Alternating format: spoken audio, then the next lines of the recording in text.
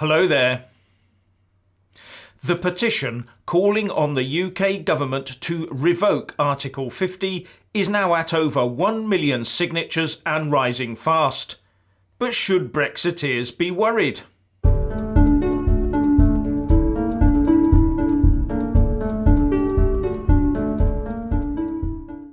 As the withdrawal agreement lies on the mortuary slab, with Theresa May desperately applying cardiopulmonary resuscitation to its lifeless rigor mortis ridden body, the Remainers are busy trying to put together a campaign to force the government to totally reverse Brexit by revoking the Article 50 letter.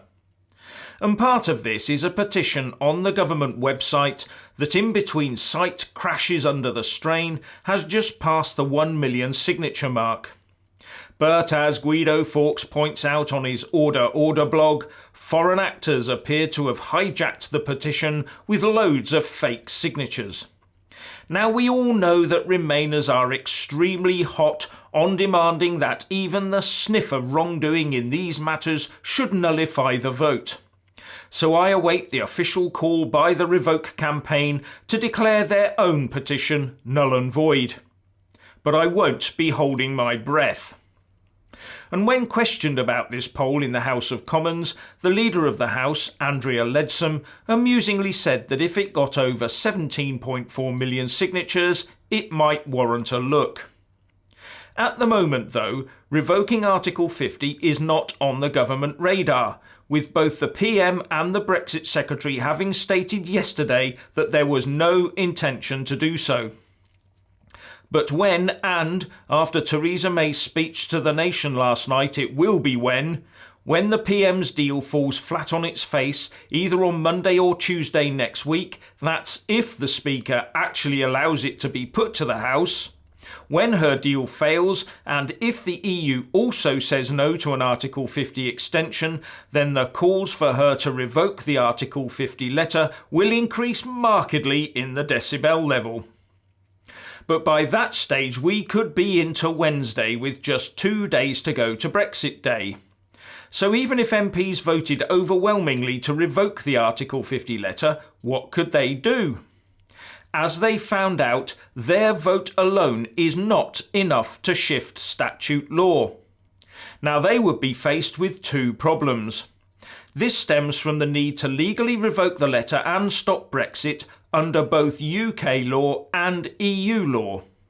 Because if the letter is revoked under EU law, but the Withdrawal Act is not changed, then we leave under UK law because the European Communities Act 1972 would automatically be repealed at 11 p.m. next Friday, the 29th of March. And if we change UK law to stay but do not revoke or extend Article 50, then we leave under EU law. And to do all that would, I believe, require a full Act of Parliament. The Gina Miller case forced the government to use an Act of Parliament to allow the government to notify the EU that we intended to leave the bloc using the Article 50 process in the first place. Now, the wording of that Act does not seem to even give the government the power to extend the Article 50 process, let alone revoke it completely. The EU Withdrawal Notification Act is just that. An act to confer power on the Prime Minister to notify under Article 50(2) of the Treaty on European Union the United Kingdom's intention to withdraw from the EU. That's it. And please note that the rules on extending Article 50 are under Section 50(3).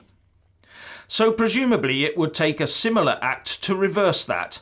And from the first reading of that simply worded act to royal assent took nearly 2 months of work in the Houses of Commons and Lords, as well as a bit of ping-pong between the two.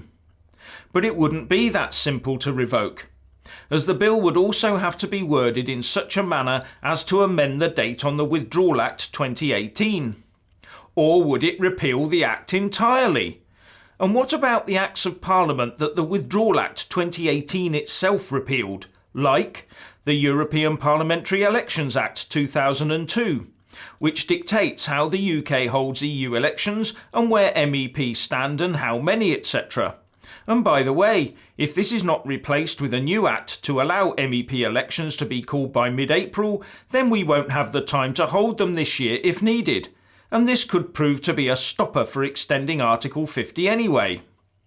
Another act that has been repealed is the European Union Act 2011, which forces the UK to have a referendum if more powers are to be handed over to the EU. Various EU Approvals Acts and the European Union Finance Act 2015 were also repealed last year. The implications of revoking the Article 50 letter and instantly reversing Brexit is an extremely complex, constitutional and legislative matter that would have to be carefully scrutinised in great detail line by line. One would think anyway. But we all know Remainers would not overly worry about such niceties in their quest to keep their EU security blanket about their shoulders. And all this may also make a lengthy Article 50 extension virtually impossible as well. With Brexit Day only 8 days away, these are the sorts of questions I would expect the likes of the BBC to be asking. Although one or two commentators have mentioned that it might be getting too late to stop a no deal, their comments are never followed through on. But it might explain why Theresa May was today very guarded in her statements, and when questioned on events over the next few days, she said that the UK would always be close to the EU. This fueled some speculation that she was indeed now hardening towards a no-deal WTO exit, and that hardening of attitude may be caused by thoughts that it is now too late to do anything else. It also sparked talk that Theresa May's performance at PMQs yesterday and her subsequent speech to the nation last night indicates that a no-deal Brexit might be on the way, and this is the start of her trying to lay the blame at everyone else's door. Especially as it looks like the longest extension she will get from the EU without committing to EU elections is the 54 days between the current Brexit day and the start of those MEP elections on the 23rd of May. And that will almost certainly not be anywhere near long enough for her to get that critical EU Withdrawal Agreement bill through to Royal Assent in time to ratify her now almost extinct deal. And I don't see MPs signing up to that EU colony scheme anytime this side of never. But there are still some twists and turns to go, so we need to be ready for every eventuality. Anyway, please let us all know what you think by leaving a comment below, and thank you for watching. Please do like and share this video, and also subscribe to my channel. And when subscribing, please do remember to press on the little bell next to the subscribe button. That way you'll get an alert every single time I put up a new video. Thank you very much for watching.